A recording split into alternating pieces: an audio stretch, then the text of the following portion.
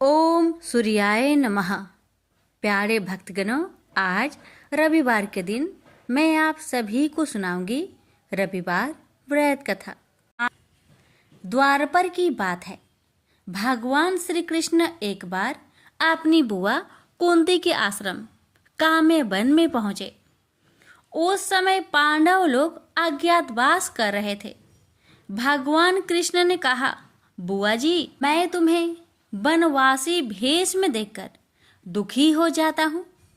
मुझे सदैव इस बात की चिंता लगी रहती है कि पता नहीं कब दुष्ट दुर्योधन का प्रहार तुम्हारे ऊपर हो जाए। अतएव इस विपत्ति से छुटकारा पाने के लिए तुम भगवान सूर्य नारायण की आराधना करो। भगवान सूर्य ही सभी जीवों के नियंता और प्राण है। उनके तेज से ही जीवों का उद्धार होता है। भगवान कृष्ण ने बतलाया कि एक बार शंकर जी से पार्वती जी ने कुछ पूछा था, उसे मैं तुमसे बतलाता हूँ। शिव जी ने पार्वती जी से कहा, यदि तुम इस बात की जानकारी प्राप्त करना चाहती हो तो मथुरापुरी में जाओ। वहाँ सूर्य पुत्री यमुना जी की धारा प्रभावित होती है।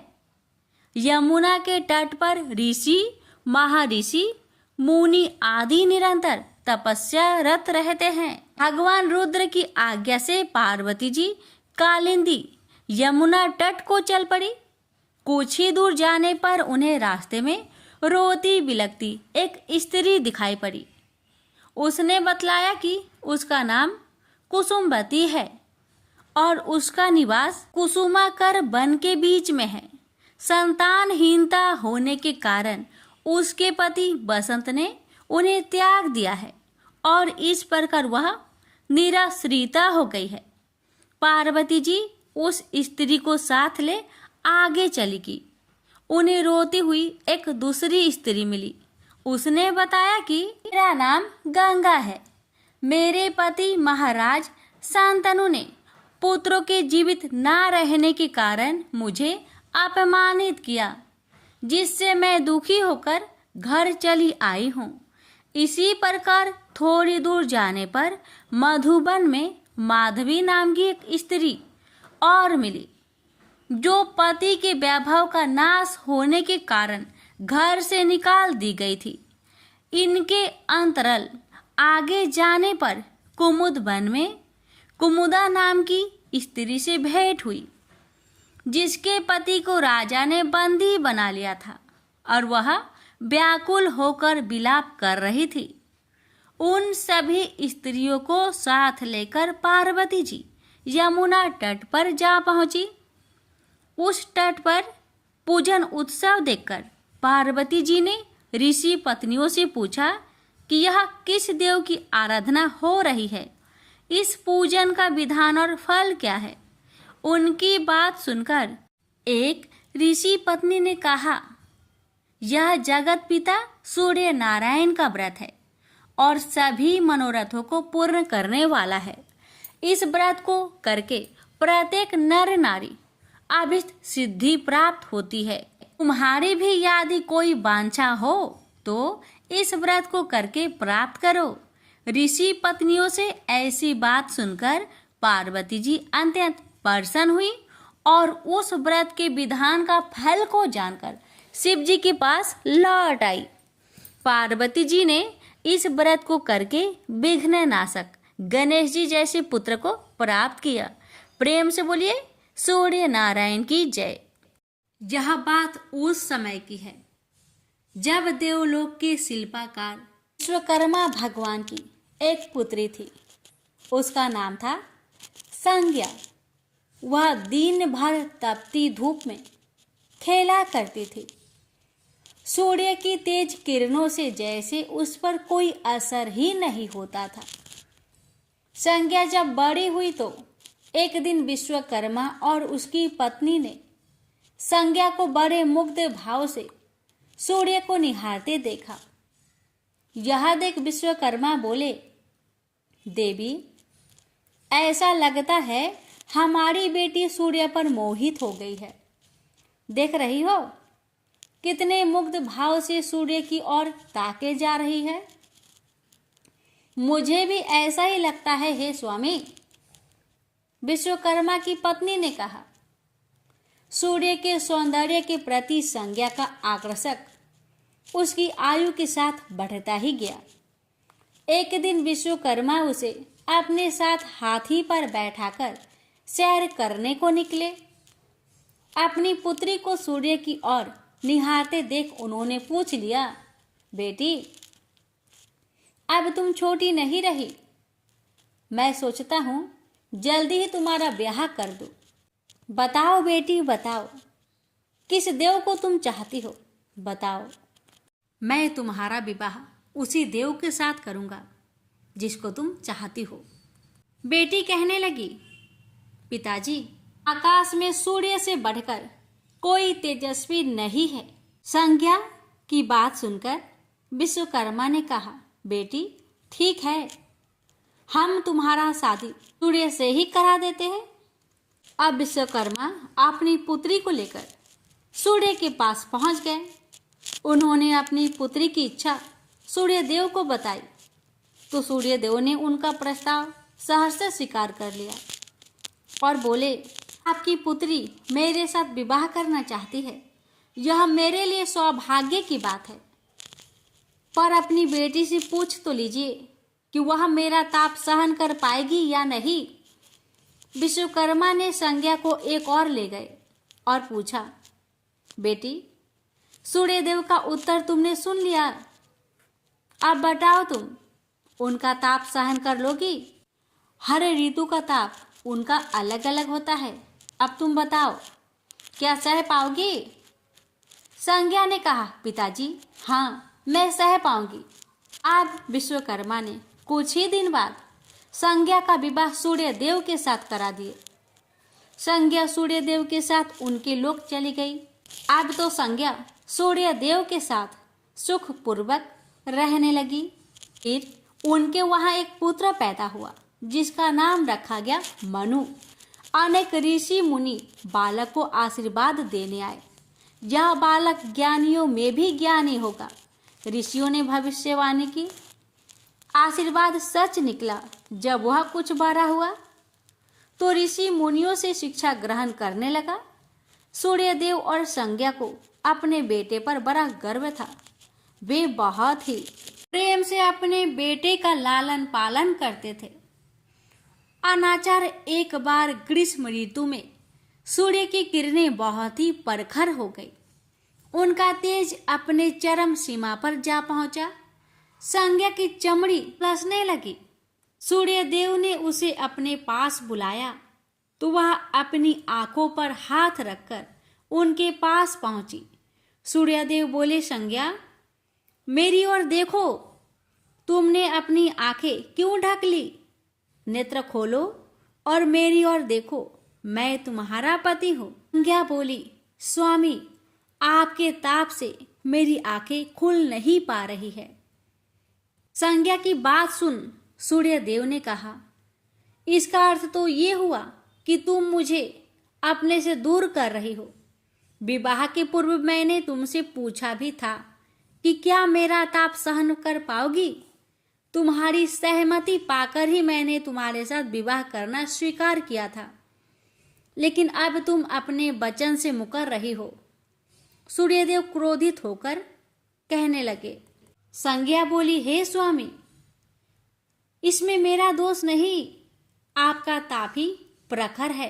यह सुन सूर्यदेव और भी कुपित हो उठे और बोले, सुनो संज्ञा, प्राणवान वस्तुओं को जीवित रखने वाला मैं ही हूं, परंतु तुमने मेरी ओर से आंखें बंद कर ली, अतः तुम्हारे गर्भ से जो बालक उत्पन्न होगा वह यम होगा।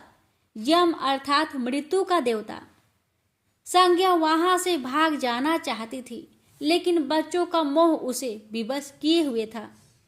संज्ञा की एक सहचरी थी, उसका नाम था छाया, जो हूबहू संज्ञा की ही प्रतिलिपि थी।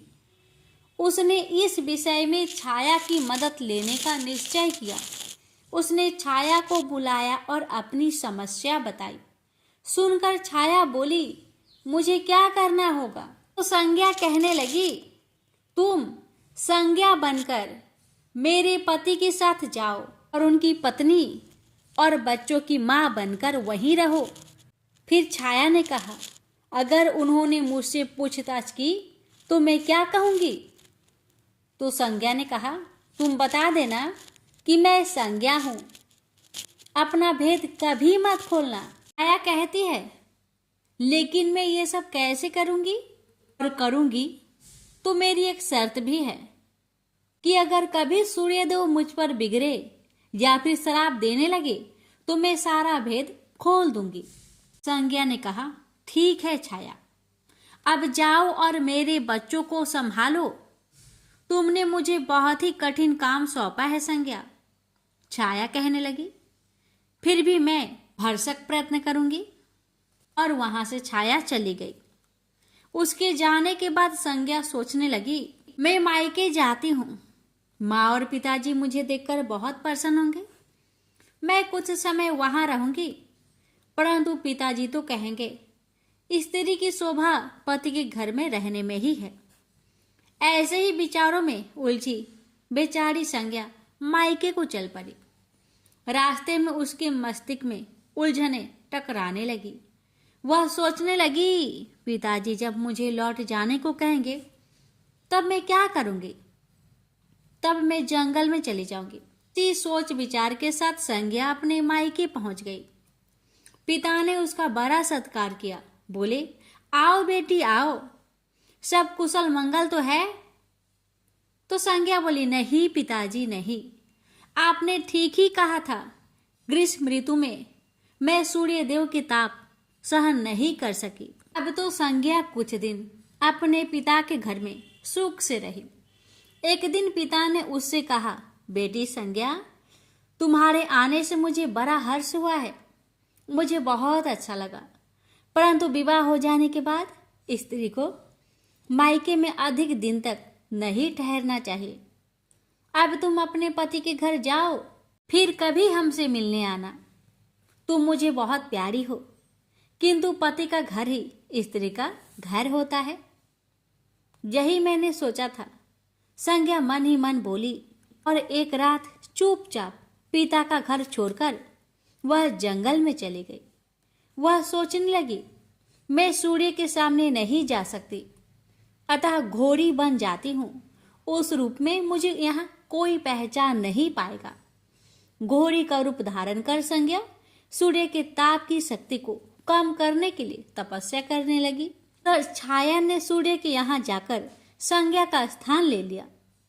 सूर्यदेव ने उसे संज्ञा ही समझा। वे बोले, तुम लौट आई मेरे यहाँ? तो छाया कहने लगी, क्षमा कर दो स्वामी, मैंने अपनी दुर्बलता को जीत लिया है। छाया बड़े ही खेद स्वर में बोली। सूर्यदेव कहने लगे, संज्ञा, मैं तो कब का ही तुम्हें क्षमा कर चुका हूँ। अब घर की जिम्मेदारी संभालो, बच्चों का लालन पालन करो। छाया ने कक्ष में लेटे दोनों बच्चों पर निगाह डाली और घर की जिम्मेदारियां संभाल ली। छाया इस घर में सुखी थी। वह प्राय सोचा करती थी कि बेचारी संज्ञा को कितना अच्छा घर त्यागना पड़ा उसे। क्या वह कभी नहीं लौटेगी? समय पाकर छाया को एक पुत्र हुआ। पुत्र पैदा होने के बाद वह कुछ चिंतित रहने लगी। मुझे यह नहीं भूलना चाहिए कि मैं संज्ञा नहीं, छाया हूँ। छाया ने एक पुत्र और पुत्री को जन्म दिया। अब छाया का व्यवहार बदलने लगा। वह अपने बच्चों से तो ज्यादा प्यार करती, लेकिन संज्ञा के बच्चों को तारने और उनके साथ दुर्व्यवहार करने लगी। मनु ने तो बी माता के व्यवहार को नजरअंदाज कर दिया, लेकिन यम को उसका व्यवहार खटकता रहा। माता छाया का यमुना बहन के साथ ऐसा व्यवहार करना उचित नहीं। वह अपने बच्चों के साथ तो कितना अच्छा व्यवहार करती थी। हम भाई बहन से नफरत, एक दिन तो हद ही हो गई। छाया ने यमुना के बाल पकड़े और उसे डंडे से पीटते हुए बोली, कमबख्तों, मरते भी तो नहीं, मर जाओ तो मेरा पीछा छूटे। जब छाया देर तक यमुना को पीटती रही तो यम से न रहा गया। उसने जाकर छाया का हाथ पकड़ लिया और गुस्से से बोला, बस माता बस, अब तुमने यमुना पर हाथ उठाया तो मुझसे बुरा कोई ना होगा। अच्छा, तेरी यह हिम्मत, मुझे धमकी देता है? ठहर जा, आज मैं तेरे पिताजी से इसकी शिकायत करूंगी। छाया बड़े ही क्रोध स्वर में बोली। लेकिन छाया ने इस डर से सूर्य देव से शिकायत न की, कहीं उसका भेद उजागर न हो जाए। लेकिन यम और यमुना ने तंग आकर अपने पिता से उसकी शिकायत अवश्य कर दी। पिताजी, यह स्त्री हमारी माँ नहीं है। यम ने कहा, हाँ पिताजी हाँ, पुत्र माता से विमुख हो सकता है, परंतु माता की ममता कभी कम नहीं होती। यमुना भी बोल उठी। सूर्यदेव ने कहा, मैं देख लूंगा, तुम जाओ, डरो नहीं, बस सब ठीक हो जाएगा। ऐसा कहकर सूर्यदेव ने बच्चों को धैर्य बंधाया। लेकिन बच्चों के जाते ही वह सोच में पड़ गए। बच्चे ठीक कहते हैं, यह अवश्य कोई मायाविनी है। सूर्यदेव गुस्से में भरकर छाया के पास पहुंचे और उसके केस पकड़कर झकझोर कर बोले, सच बताओ तुम कौन हो, अन्यथा मैं तुम्हें कठोर दंड दूंगा। ठहरिए स्वामी ठहरिए, छाया कांपती हुई बोली। स्वामी, मैं संज्ञा की छाया हूं। वह आपकी देखभाल का भार किसी को सौंपे बिना नहीं जाना चाहती थी, इसलिए उसने मुझे आपके पास भेज दिया है। सूर्यदेव ने कहा, संज्ञा कहाँ गई है? तो छाया ने बताया, अपने पिता के यहाँ। अब तो सूर्यदेव सीधे विश्वकर्मा के पास पहुंचे और उनसे पूछा कि संज्ञा कहाँ है? तो विश्वकर्मा जी ने कहा, वह तुम्हारे तेज से बचने के लिए यहाँ आई थी। विश्वकर्मा की बातें सुन सूर्यदेव ने कहा, तो आप मेरा तेज को घटा दीजिए, फिर उसे खोजने के लिए चलते हैं। विश्वकर्मा ने सूर्यदेव के तेज का 8वां भाग को छाट दिया, जिससे उनका तेज घट गया। फिर वे संज्ञा को खोजने निकले। उन्होंने राहगीरों से पूछताछ की, तुमने इधर कोई घोड़ी को देखा है क्या? हाँ, एक बिलछन घोड़ी को हमने नदी के पास विचरण करते हुए देखा है, राहगीरों ने बताया। उसमें बिलछन की क्या बात है? वह घोड़ी मानवी भाषा भी बोलती है। देव, अब तो यह अवश्य ही संज्ञा होगी, सूर्यदेव बोले। सूर्य घोड़ी के निकट पहुंचे और कहा, संज्ञा, मैं सूर्य हूं, तुम्हारा पति। अब यह घोड़ी का रूप त्याग दो। जब तक मेरी मनोकामना पूरी न होगी, मैं यह घोड़ी का रूप नहीं त्यागूंगी। घोड़ी बनी संज्ञा ने उत्तर दिया, तुम्हारी मनोकामना तो पूरी भी हो गई। सूर्यदेव ने कहा। विश्वकर्मा बोलने लगे, बेटी, सूर्यदेव ठीक कहते हैं, मैंने इनके तेज का 8वां भाग को काट दिया है। पिता से अवशासन पाकर संज्ञा ने अपना घोड़ी वाला रूप त्याग दिया और अपने स्वाभाविक रूप में आ गई। वह हर्ष से अपने पिता से लिपट गई और फूट फूट कर रोने लगी। फिर उसने झुककर सूर्यदेव के पांव छुए और पूछा, स्वामी, हमारे बच्चे तो सकुशल है ना? सूर्यदेव ने कहा, हाँ, दोनों बच्चे ठीक है। मनु, यम और यमुना को अब फिर से माँ मिल जाएगी। सूर्यदेव ने मुस्कुराकर कहा, मैं अब कभी भी अपना घर त्याग कर नहीं जाऊंगी। संज्ञा ने सूर्यदेव को वचन दिया और साथ में संज्ञा बोली, स्वामी, आप छाया को क्षमा कर देना और अपने साथ ही रखना। दोनों का मिलन देखकर विश्वकर्मा ने भी अपना आशीर्वाद प्रदान किया। जाओ और सदा सुख शांति से रहो। सूर्यदेव और संज्ञा सूर्यलोक पहुंचे और छाया और बच्चे के साथ आनंद पूर्वक रहने लगे। तो प्रेम से बोलिए, सूर्य नारायण की जय।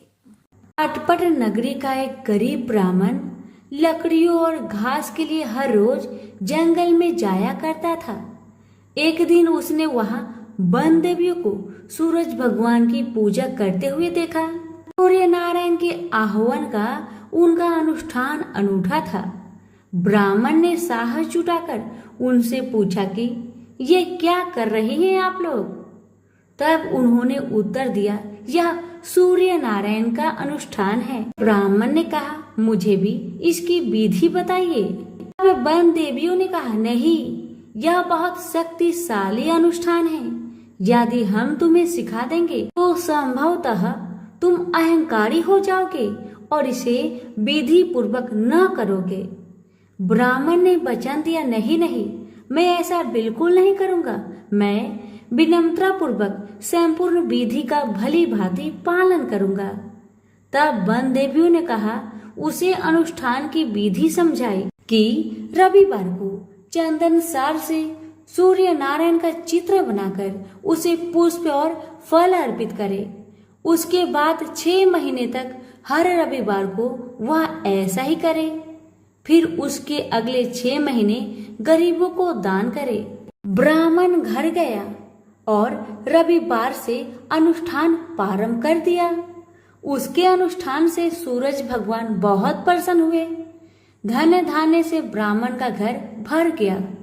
उसे बहुत प्रसिद्धि प्राप्त हुई। एक दिन रानी ने उसे बुलवाया। राजमहल में जाते समय भय से उसकी टांगे कांप रही थी। रानी ने उसे बैठने को आसन दिया और सहृदयता से कहने लगी, डरने की कोई बात नहीं है।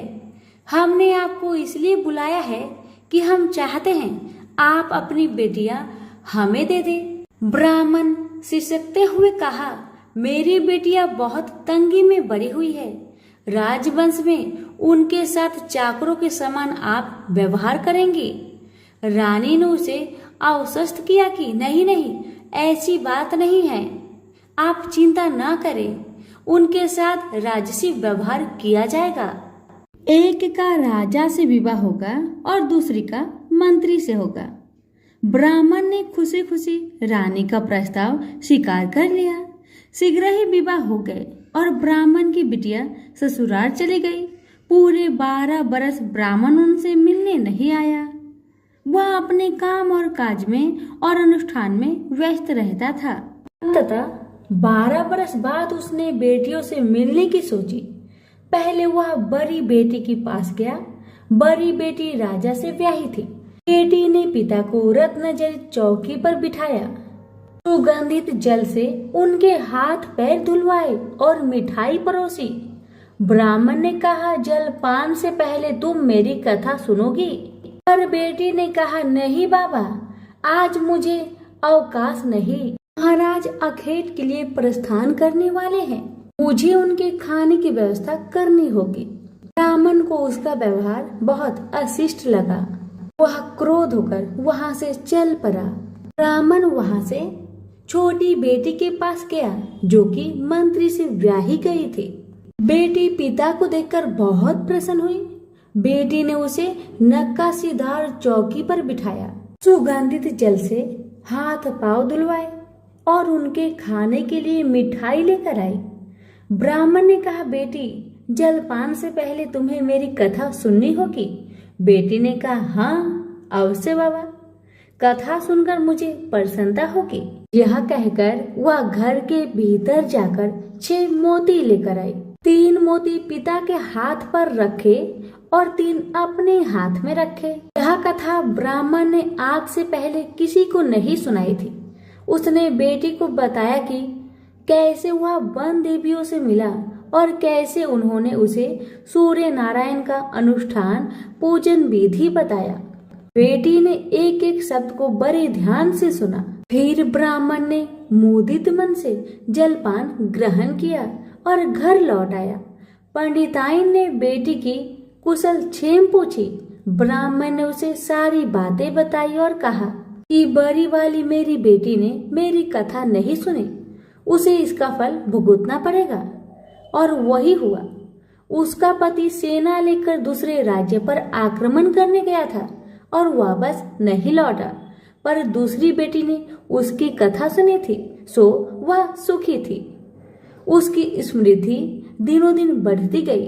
दुर्भाग्य से बड़ी बेटी का पिंड नहीं छोड़ा। उसके लिए एक एक दिन काटना दूभर हो गया था।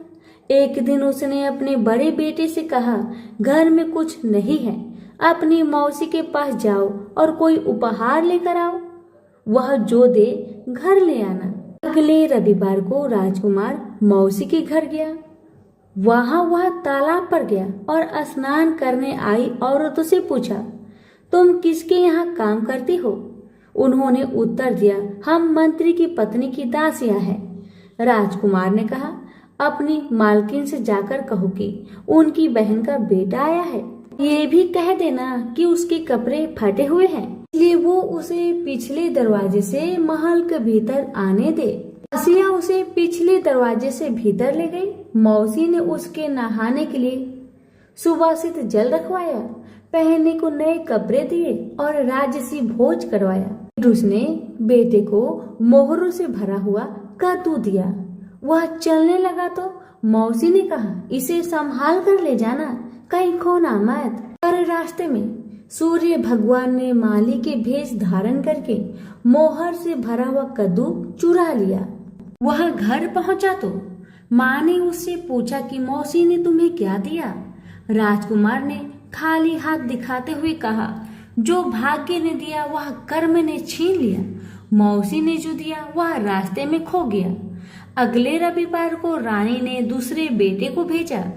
वह भी शहर के तालाब पर गया और नहाने धोने आई औरतों से पूछा, तुम कहाँ काम करती हो? औरतों ने कहा, हम मंत्री की पत्नी की दासियां हैं।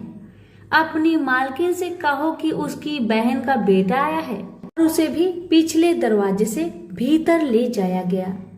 नहाने और नए कपड़े पहनने के बाद राजकुमार ने भोजन किया। वह चलने लगा तो मौसी ने उसे मोहर से भरी हुई खोखली छड़ी दी और बोली, इसे संभाल कर ले जाना, कहीं खोना मत।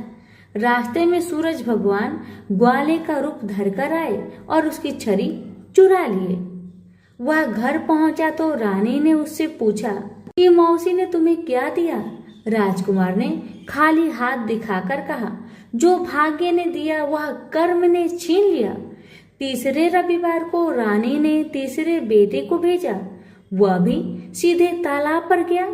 मौसी ने उसकी भी वैसे ही खातिरदारी की, उसे नहलवाया, कपड़े दिए और खाना खिलाया। चलते समय उसने उसे मोहर से भरा हुआ खोखला नारियल दिया और कहा, इसे संभाल कर ले जाना, खोना मत। रास्ते में राजकुमार कुएं की जगह पर सुस्ताने के लिए रुका। जैसे ही उसने नारियल जगत पर रखा, वह लुढ़क कर कुएं में गिर गया। छपाक। वह घर पहुंचा तो रानी माँ ने पूछा कि वह क्या लाया है? राजकुमार ने जवाब दिया, जो भाग्य ने दिया वह कर्म ने छीन लिया। चौथा राजकुमार गया, तभी वही हुआ। उसे मोहर से भरा हुआ कुल्हड़ मिला, जिसे सूर्य नारायण चील बनकर झपट ले गए। पांचवें रविवार को रानी खुद गई और जाकर तालाब पर खड़ी हो गई। छोटी बहन उसे खुद लेने के लिए आई और पिछले दरवाजे से घर में ले गई। नहलाने के बाद बताया कि उसकी विपत्ति का कारण यह है कि उसने बाबा की कथा सुनने से मना कर दिया था। फिर उसने दीदी को पूरी कथा सुनाई। रानी ने बहुत ध्यान से कथा सुनी और रविवार व्रत करने तक बहन के पास ही रही।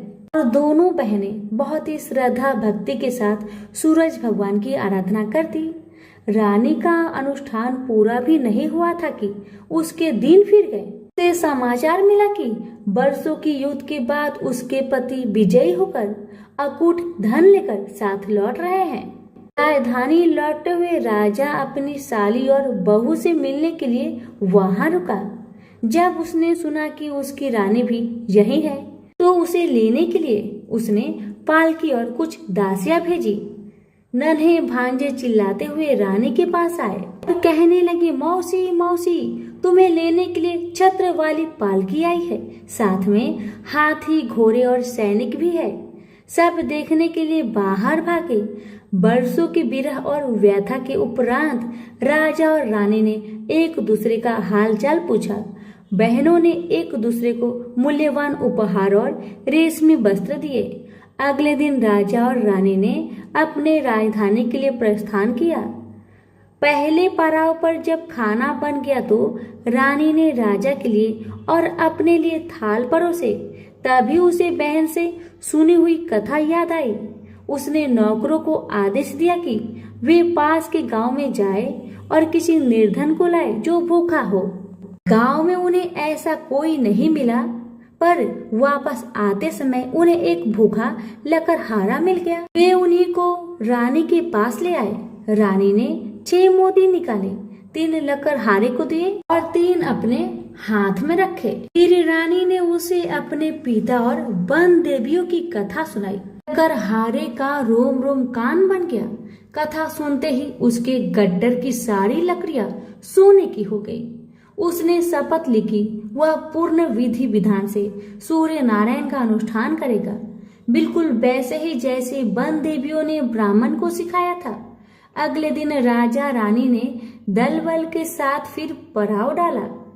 खाना बन गया तो रानी ने राजा के लिए और अपने लिए खाना परोसकर सेवकों को किसी निर्धन और भूखे को लाने का आदेश दिया। आज वे एक किसान को लाए जिसकी फसल मुरझा गई थी और कुआं सूख गया था। रानी ने 6 मोती निकाले, 3 किसान को दिए और 3 अपने हाथ में रखे। फिर उसने उसे अपने पिता और वन देवियों की कथा सुनाई। कथा संपूर्ण होने से पहले ही उसकी फसल फिर से हरी भरी हो गई और सूखे कुएं में पानी भर आया। वापस जाते समय उल्सित किसान ने शपथ ली कि वह संपूर्ण विधि विधान के साथ सूर्य नारायण का अनुष्ठान करेगा, जैसा कि वन देवियों ने ब्राह्मण को सिखाया था। तीसरे पड़ाव पर रानी ने एक बुढ़िया को सूरज भगवान की कथा सुनाई। बुढ़िया का बेटा जंगल में खो गया था, दूसरा तालाब में डूब गया था और तीसरा सांप काटने पर मर गया था। रानी की कथा सुनते ही बुढ़िया के तीनों बेटे एक एक करके पड़ाव पर आ गए। बुढ़िया खुशी के आंसू बहाते हुए वहां से गई। उसने प्रण किया कि वह सूरज भगवान की उसी विधि से आराधना करेगी जो वन देवियों ने ब्राह्मण को सिखाया था। चौथे पड़ाव पर रानी के चाकर एक हाथ पांव विहीन आदमी को लाए। उसकी आंखें इतनी कमजोर थी कि उसे मुश्किल से ही कुछ दिखता था, यहाँ तक कि उसका कोई नाम भी नहीं था। लोग उसे लोथ कहते थे। चाकरों ने उसे जब देखा तब वह मुंह के बल पड़ा था। वे उसे उठाकर पड़ाव पर ले आए। रानी ने उसे नहलवाया और नए कपड़े पहनने को दिए। फिर उसने 6 मोती निकाले, 3 लोथ के पेट पर रखे और 3 अपने हाथ में रखे। फिर उसने उसे अपने पिता और वन देवियों की कथा सुनाई। अपाहिज आदमी ने पूरा श्रद्धा से कथा को सुना। कथा सुनते ही उसके हाथ पैर निकल आए और इसके आंखों की ज्योत भी लौट आई। वो भी जाते समय अति प्रसन्न होकर गया। उसने शपथ लिया कि वह सूर्य नारायण की विधि पूर्वक आराधना करेगा, जैसे कि वन देवियों ने ब्राह्मण को बताया था। अगले दिन राजा और रानी अपनी राजधानी पहुंच गए। वे महल में भोजन करने के लिए बैठे तो सूरज भगवान स्वयं प्रकट हुए और उनके साथ भोजन करने की मनसा दर्शाई। राजन ने महल के सारे दरवाजे खुलवा दिए और अनेकानेक उत्कृष्ट व्यंजन बनाने का आदेश दिया। प्रत्येक पकवान को 6 अलग अलग खुशबुओं के साथ परोसा गया। सूर्य नारायण और राजा खाने के लिए बैठे। सूर्य नारायण को पहले कौर में ही एक लंबा वाल दिखा। वह क्रोधित होकर चिल्लाए, यह किस अधम स्त्री का वाल है?